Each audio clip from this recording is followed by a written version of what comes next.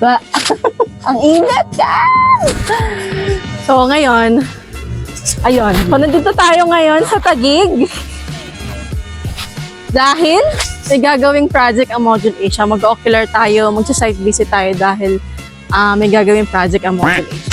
Ulit-ulit na naman eh.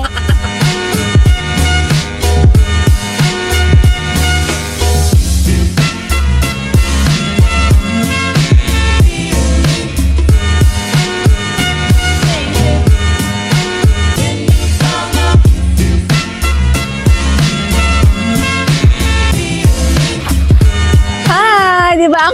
Ang social naman ang gate nila. Di ba? Automatic siya. Kaya naman tara, samahan niyo ako. Pasok tayo sa... Di ba? Ang social ng gate ni Sir automatic. Ayun pala si Sir. Ayan. Tara, pasok tayo. Ayan guys, nandito tayo sa loob. So, ito yung entrance nila. Tapos, ito naman yung pinaka-living room nila. So, ito yun. Ang gagawin naman natin dito sa living room is magkakaroon dito ng TV rack. So, ang gusto ni Sir is ma-occupy itong buong space na to. So, TV rack hanggang dun, up to ceiling yung TV rack. So, yan, ang kanilang living room. Tapos, sit tayo. Diba, ang laki ng bahay nila, diba? Sobrang luwag. So, ang sarap tumira.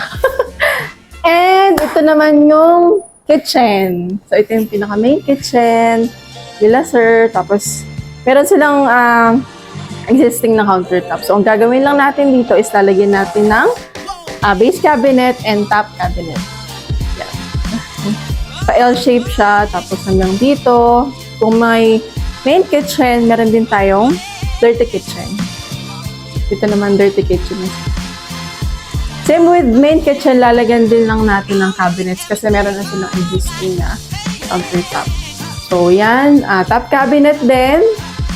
Top cabinet, tapos base cabinet. So, yan yung mga gagawin ng Module Asia. So, yan.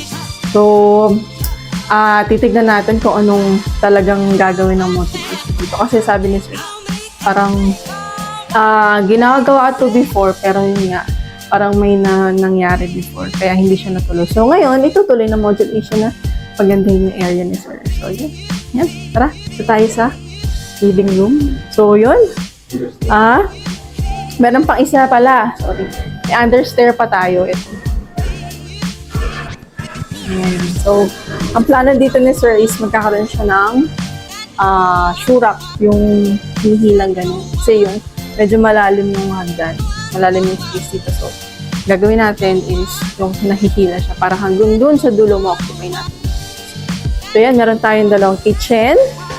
Yung main kitchen, yung dirty kitchen, yung TV rack, and yung understair. So, yun guys. Abangan natin yung magiging project ng Module Asia. Dito lang yan sa Taguig. Yan. So, para updated kayo sa aming mga vlog at mga ganap at mga adventure, don't forget to like, share, and also subscribe sa ating mga social media.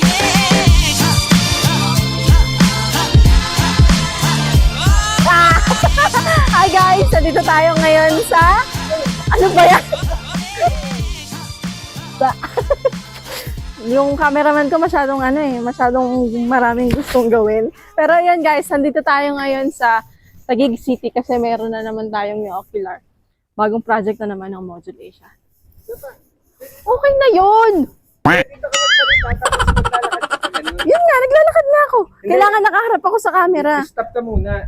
Okay. Tapos, diba, nandito tayo sa Oh.